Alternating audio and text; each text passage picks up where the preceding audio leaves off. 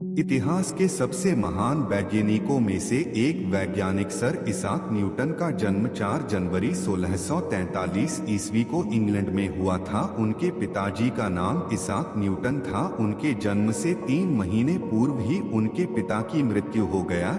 जब न्यूटन 3 साल के थे तब उनकी मां ने दूसरी शादी कर ली। न्यूटन अपने मां के साथ नहीं रहते थे, वो अपने नानी के साथ रहते थे। न्यूटन शुरुआत से ही पढ़ाई में बहुत अच्छे थे। जब न्यूटन के सौतेले पिता की मृत्यु हो गया तब उनके मां न्यूटन के साथ रहने लगी। उनकी मां चाहती थी कि वह पढ़ाई लिखाई छोड़ के खेती करे। न्यूटन अकेले ही बड़े हुए, अकेले ही जीवन जीना सीख लिए।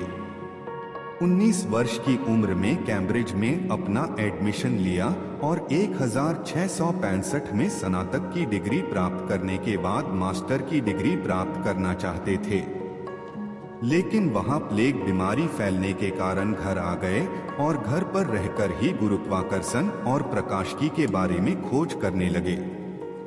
गिरते हुए सेब ने उनके मन में गुरुत्वाकर्षण का विचार सुझाया और आगे जाकर उसने इसे सारी दुनिया के सामने प्रस्तुत किया।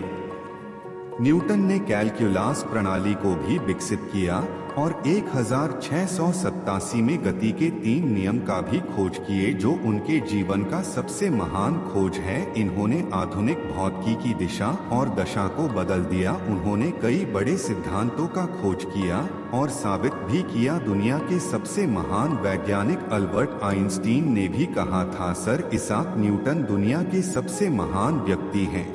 तो चले आज हम इसाक न्यूटन के महान विचारों को इस वीडियो के माध्यम से जानते हैं। भगवान में विश्वास करना होगा।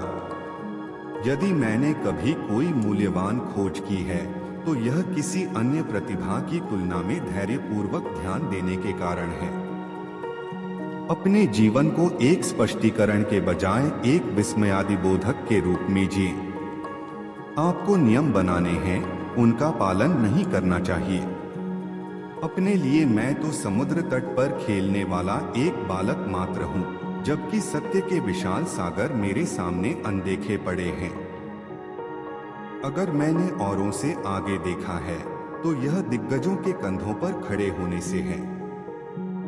सत्य हमेशा सरलता में पाया जाता है, न कि चीजों की बहुलता और भ्रम में। बाइबल में प्रामाणिकता के अधिक निश्चित निशान हैं जो किसी भी अपवित्र इतिहास में हैं, और हर क्रिया के लिए हमेशा एक समान और विपरीत या विपरीत प्रतिक्रिया होती है। एक आदमी झूठी बातों की कल्पना कर सकता है, लेकिन वह केवल वही समझ सकता है जो सच है, क्योंकि अगर चीजें झूठी हैं तो उनकी आशंका समझ नहीं है। अगर दूसरे मेरी तरह कठिन सोचेंगे तो उन्हें मिलेगा समान परिणाम। एक आदमी झूठी चीजों की कल्पना कर सकता है, लेकिन वह केवल वही समझ सकता है जो सच है। गुरुत्वाकर्षण ग्रहों की गति की व्याख्या करता है, लेकिन यह नहीं समझा सकता कि ग्रहों को गति में किसने स्थापित किया।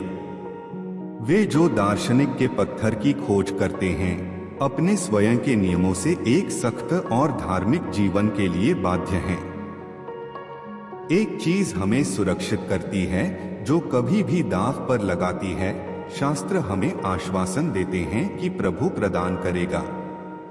मसीह रात में चोर के रूप में आता है, और यह हमारे लिए नहीं है कि हम उन समयों और ऋतुओं को जाने जिन्हें भगवान ने अपने सीने में डाल लिया है। मुझे बाइबल में परमेश्वर के वचन के रूप में एक मौलिक विश्वास है जो उन लोगों द्वारा लिखा गया था जो प्रेरित थे।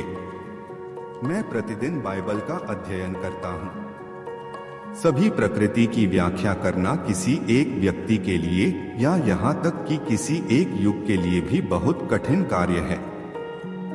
मेरे लिए सांसारिक सम्मान या विशिष्टता का इससे बड़ा स्रोत विज्ञान के क्षेत्र में प्रगति से संबंधित कभी नहीं रहा। हाँ, सेक्स अच्छा है, लेकिन क्या आपने एक ही रात में ब्राचिस्टोक्रोन समस्या को हल करने की कोशिश की है? भगवान ने सब कुछ संख्या, वजन और माप से बनाया है। कुछ भी निश्चितता के साथ करना बेहतर है और बाकी को दूसरों के लिए छोड़ दें जो बाद में आते हैं। बिना किसी चीज के बारे में सुनिश्चित किए बिना सभी चीजों को अनुमान से समझाने के लिए अपने जीवन को एक स्पष्टीकरण के बजाय एक विस्मयादिबोधक के रूप में जिए। जब किसी महिला को सेक्स किया सकता है तो हमेशा अपने पूर्व प्रेमियों की बात करती है। तो दोस्तों, यह थी हमारी आज की कहानी। उम्मीद करते हैं आपको भी पसंद आई होगी। आपका क्या कहना है इस कहानी के बारे में कमेंट करके हमें जरूर बताएं। वीडियो को लाइक करके चैनल को सब्सक्राइब कर लीजिए, साथ में घंटी को दबाकर ऑल पर सेट कर लीजिए ताकि आने वाली वीडियो आपको तुरंत मिले। मुझे दीजिए अगली वीडियो तक इजाजत, तब तक के लिए धन्यवाद।